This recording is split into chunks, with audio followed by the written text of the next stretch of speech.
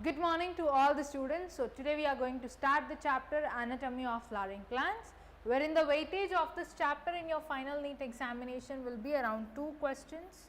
Even in the EAP set you will be having like 1 to 2 questions from this chapter. This chapter seems to be a bit vast because you will be learning on tissues, tissue systems and different comparative analysis between dicot, monocot, root, stem, leaf, and then you will also be learning on secondary growth.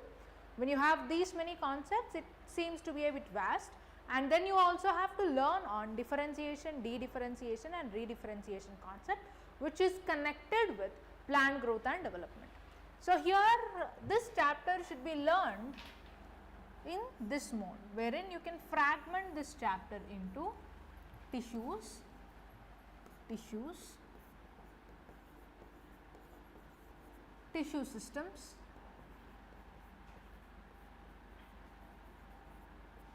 tissue systems, and then secondary growth.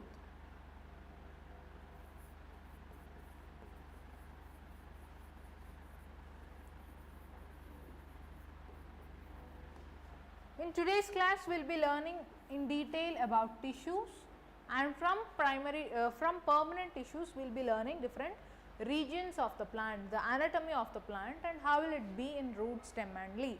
First, let us go through tissues. This is the chart you have to remember, and how you can define tissues as.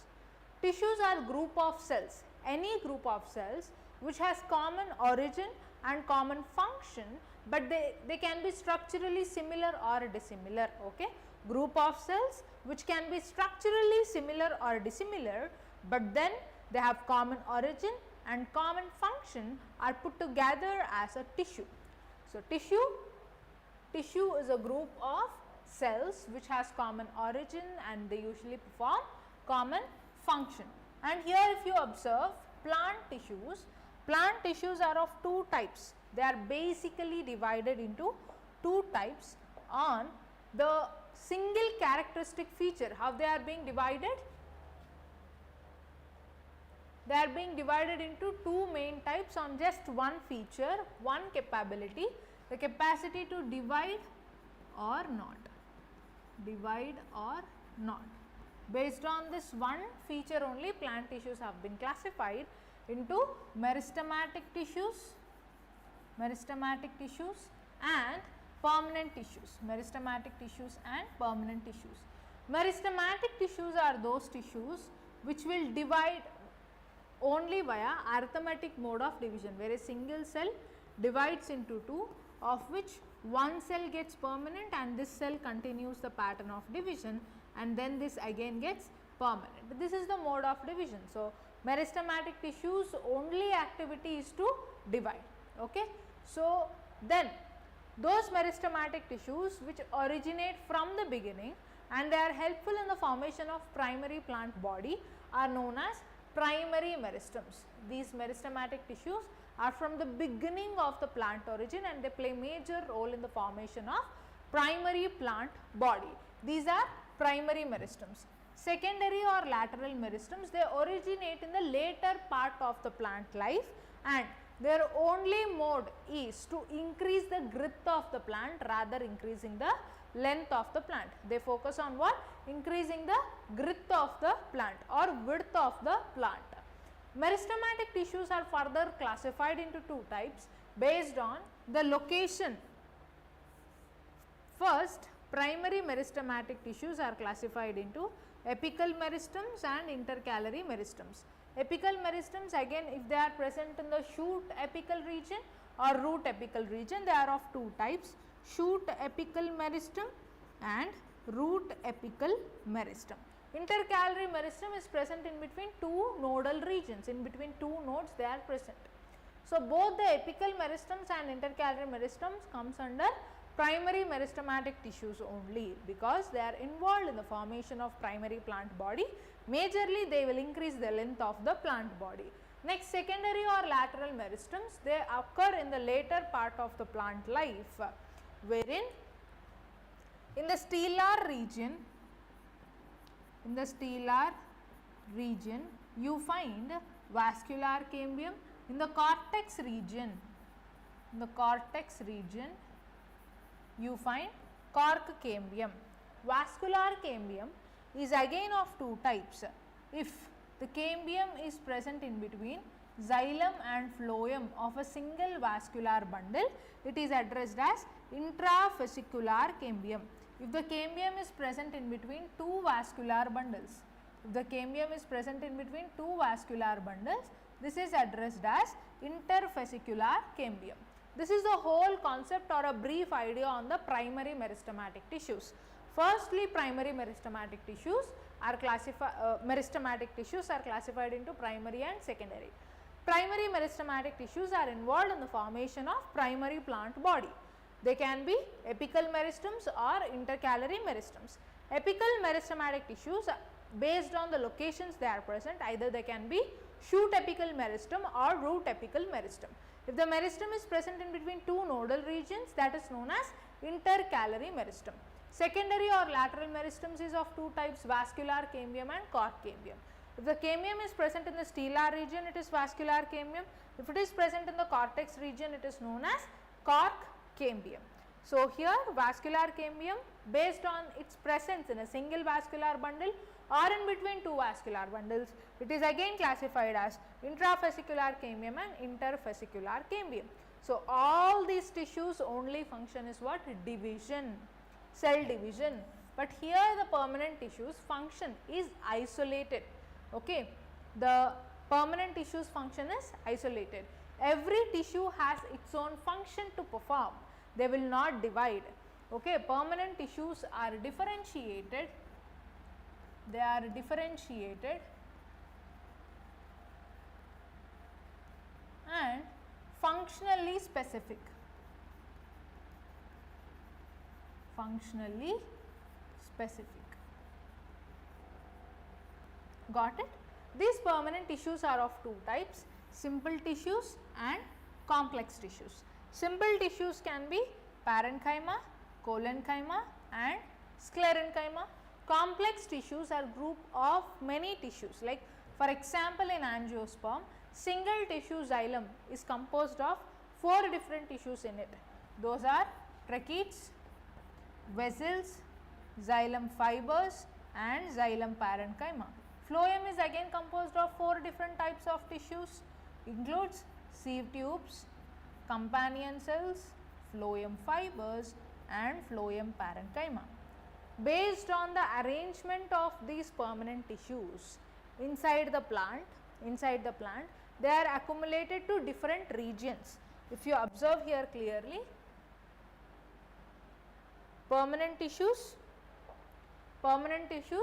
they are differentiated completely and they are functionally specific.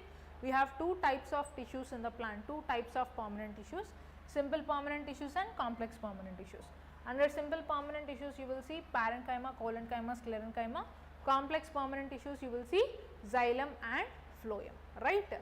So, here if you observe in plant body, the basic framework I will tell you. The outermost region is known as epidermis. This is single layered, uniseriate we will call it as. Epidermis is single layered and it is made up of parenchyma. Epidermis is single layered, it is made up of parenchyma.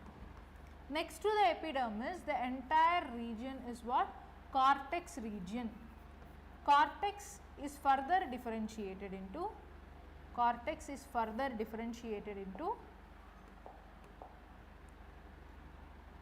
below epidermis hypodermis,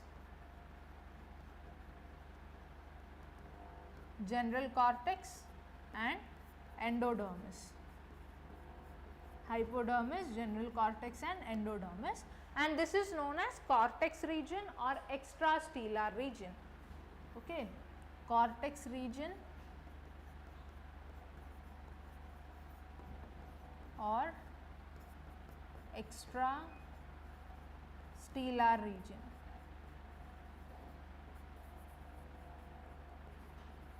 Next to the endodermis you have pericycle,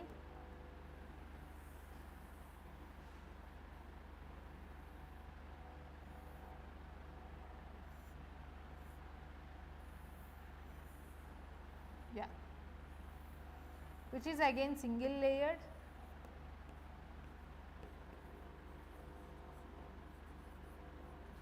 Inside pericycle you have vascular bundles arranged in different modes. Based on their arrangement we have conjoint, radial and collateral type of vascular bundles.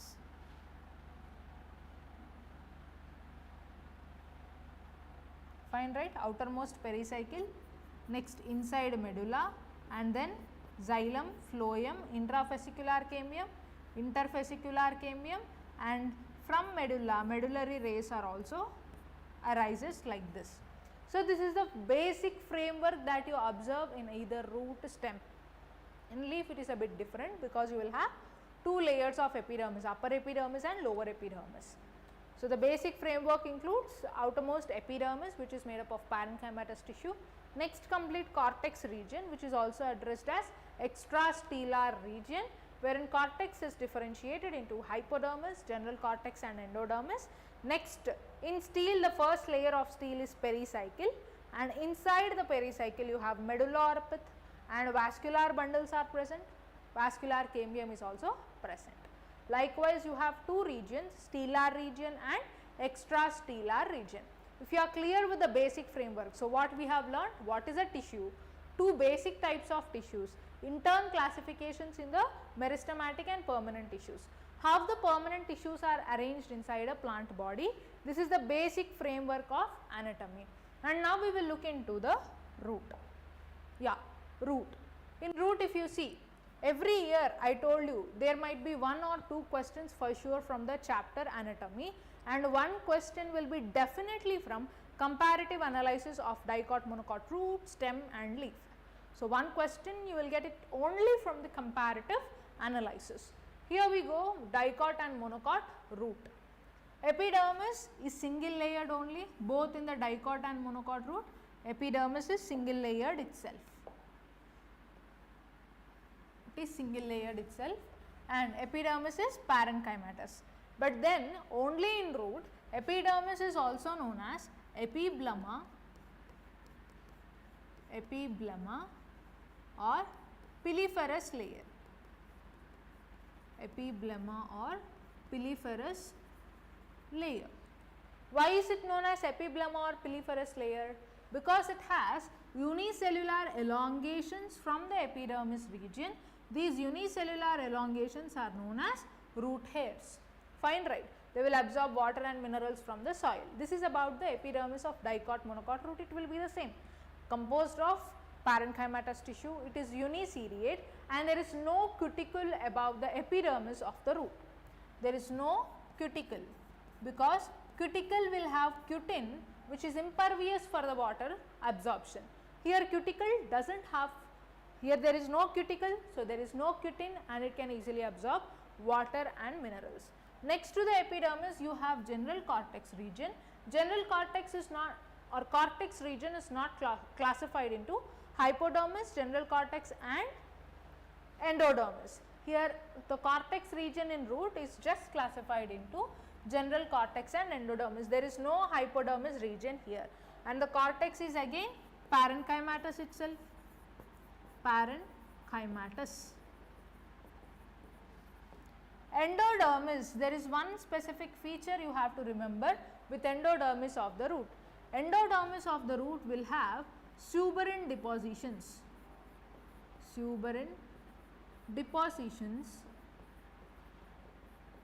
in the radial and tangential walls of the endodermal cells. In the radial and tangential walls of the endodermal cells, it has suberin depositions, because of which the apoplastic movement of water is prevented from the endodermis region, and from endodermis you will see only the symplastic movement of water. About apoplastic movement and symplastic movement you have already learnt in your lower classes, and you will also come across in the transport in plants chapter of plant physiology, where you have to understand clearly that endodermis has suberin depositions. Same like cutin, suberin is also impervious for the water exchange or water transport. Next to the endodermis you have pericycle. Pericycle is again parenchymatous, and then inside the stele you have pericycle, medulla and vascular bundles. How vascular bundles are arranged? Vascular bundles are radial.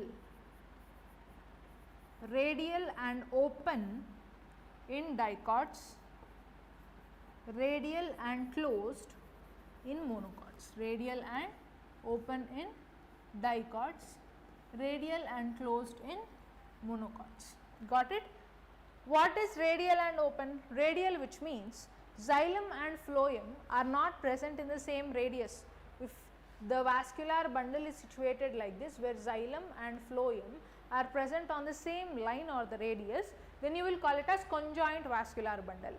But in roots you have radial type of vascular bundles, wherein you can observe the xylem and phloem are like this. Xylem and phloem are radially arranged all across the stellar region, and in between xylem and phloem you have cambium here. In between xylem and phloem you have cambium, that is vascular cambium. In between xylem and phloem you have cambium, which is vascular cambium only in the dicots, but then in monocots you do not find any cambium. The only differentiation which I can tell you in between dicot and monocot is number of vascular bundles. Number of vascular bundles in dicot are just 4, 2 to 4 vascular bundles, which is diarch to tetrarch condition, and there is small pith, small and conspicuous pith. Whereas in monocots, if you observe, the pith is large. Pith is large, and you can see many vascular bundles, hexarch, 4 to 6 or many, 4 to 6 or many, you will call it as polyarch vascular bundles. This is the only difference, rest all anatomy is same for the root. Okay. The outermost region is called as what? Epidermis, above which you will have unicellular elongations called as root hairs. Next to the epidermis you have cortex region. Cortex region is not differentiated into hypodermis, GC and endodermis. It is just differentiated into general cortex and endodermis. Endodermis again has suberin depositions in its radial and tangential walls, which will not allow the apoplastic movement of water. Next to the endodermis you have stellar region. Stellar region or stele is composed of pericycle, vascular bundles and pith. Pericycle is parenchymatous again. Number of vascular bundles varies from dicot to monocot. In dicot you have 2 to 4 vascular bundles, which is diarch to tetrarch condition.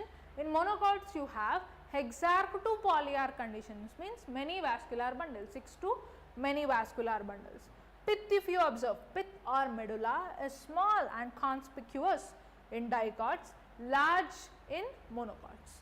Clear, right? This is about dicot and monocot root comparative analysis. And then I have to tell you on tissue systems a bit before moving into dicot stem and monocot stem, because dicot stem is a bit complex when compared to the entire anatomies we are learning. Okay. So, you have to clearly understand about tissue systems. Just look at this flow chart and go through. Yeah, tissue systems. We have 3 tissue systems. 3 tissue systems. First, epidermal tissue system. Next, ground tissue system, and then vascular tissue system. Epidermal tissue system includes only epidermis region. Epidermis. In root, if you observe, in root it includes epidermis and root hairs.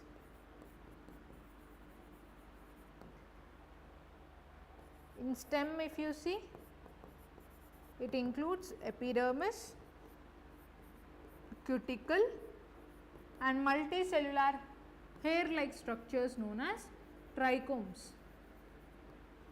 In leaf, it includes epidermis, cuticle, stomatal apparatus,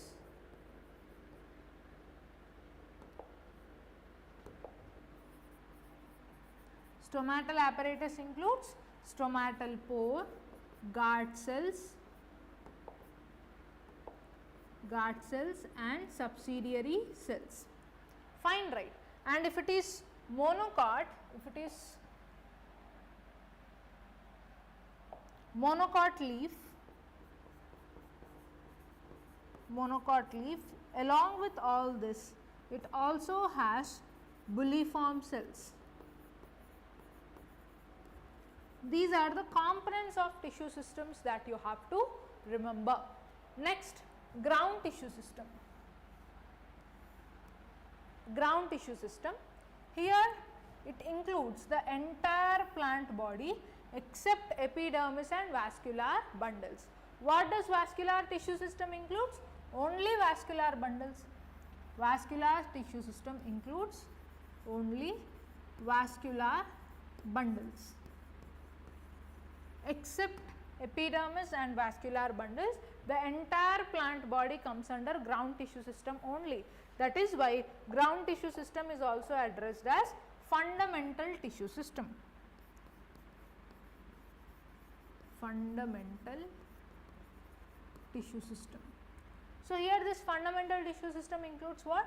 Cortex region, which further has hypodermis, general cortex and endodermis. Next, inside which pericycle is present, medulla or pith. It also includes medullary rays in stem.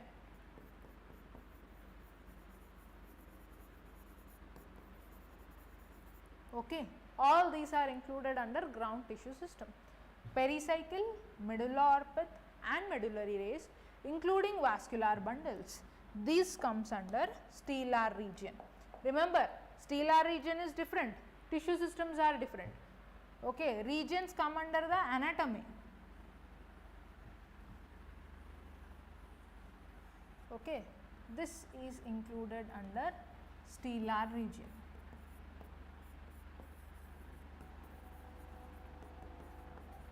Got a clear framework, and vascular tissue system includes only vascular bundles. Got it, right? So, here this is about tissue systems. Once again, let me recall you quickly. We have three tissue systems: epidermal tissue system, ground tissue system, which is also known as fundamental tissue system, vascular tissue system. Epidermal tissue system includes only epidermis. In root, what does epidermis consist of? Epidermis and root hairs. Stem, epidermis, cuticle and trichomes. Leaf, epidermis, cuticle, stomatal apparatus. Stomatal apparatus includes stomatal pore, guard cells and subsidiary cells. Leaf, monocot leaf includes what? Bulliform cells. Along with all these, in addition it also includes bulliform cells. Ground tissue system or fundamental tissue system consists of cortex, which is differentiated into hypodermis, cortex and endodermis. This complete region is what? Cortex region, extrastellar region. But from pericycle, medulla, medullary rays and vascular bundles comes under stellar region, and only vascular bundles are included under vascular tissue system. If you want to take a screenshot of this, you can, to avoid confusion on the regions and tissue systems.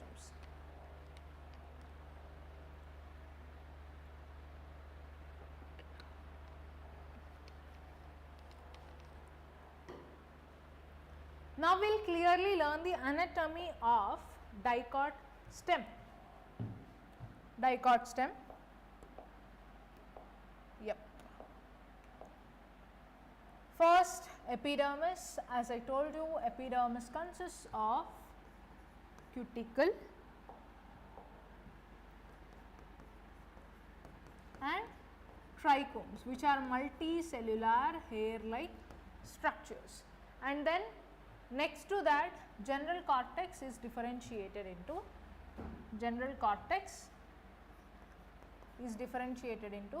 hypodermis. This region is hypodermis. This red color region till here is known as hypodermis. Hypodermis in dicot stem is composed of collenchymatous tissue.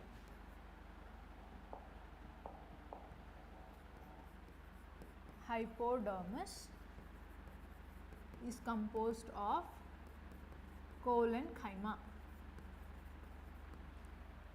Next to the hypodermis, you have general cortex region, which is made up of parenchyma. General cortex, which is made up of parenchyma. Next to parenchyma, you have endodermis. Endodermis has a starch sheath wherein it stores the food material. Okay, the last layer of the cortex region is endodermis, consists of starch sheath. Okay, this consists of starch sheath. Next to the endodermis, you have semi-lunar patches called as pericycle. Okay, from pericycle it is what region? Stellar region. Stellar region. Here from pericycle, pericycle is composed of sclerenchyma,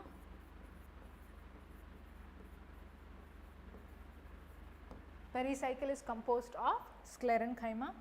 Next to that you have vascular bundles. Vascular bundles in dicot stem are conjoint and open, which means in between xylem and phloem you have a vascular cambium which increases the girth of the plant. So, here vascular bundles are conjoint, open and collateral, which are side by each other. They are conjoint, collateral and open type of vascular bundles. And at the center you have pith region. This is the pith region. Pith or medulla is parenchymatous.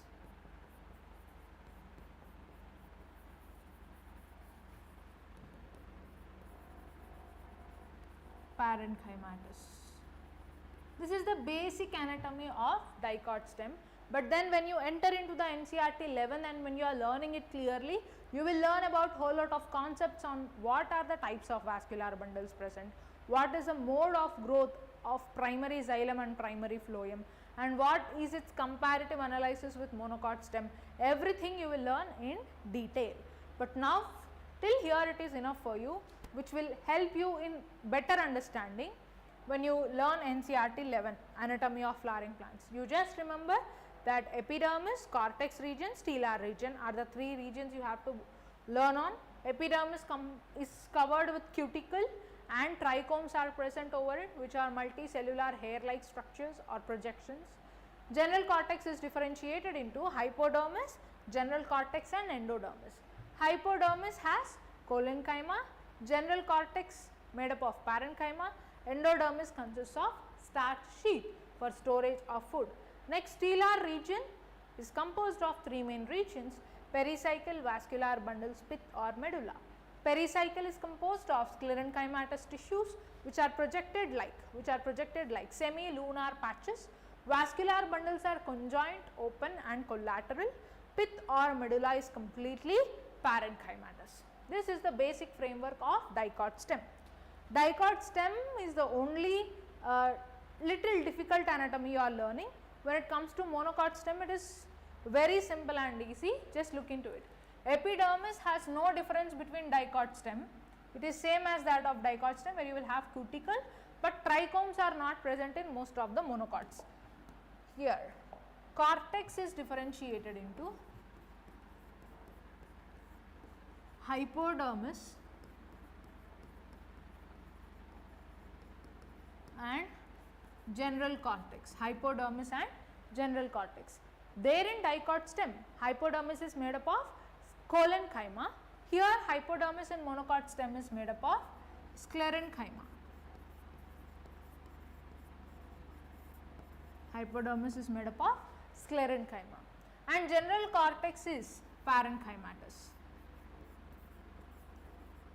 General cortex is parenchymatous. Next to the general cortex, you have vascular bundles only inside the general cortex. How these vascular bundles are arranged? They are scattered all across the cortex region. Vascular bundles are scattered all across the general cortex region, and how they are originated? Schizolysigenous in origin. What does it mean? The intercellular spaces inside the general cortex, and because of lysis of few cells, there is some gap is created. There is some gap which is created into which vascular bundles are originated. Such type of origin is known as schizolysigenous in origin. So, in general cortex itself, vascular bundles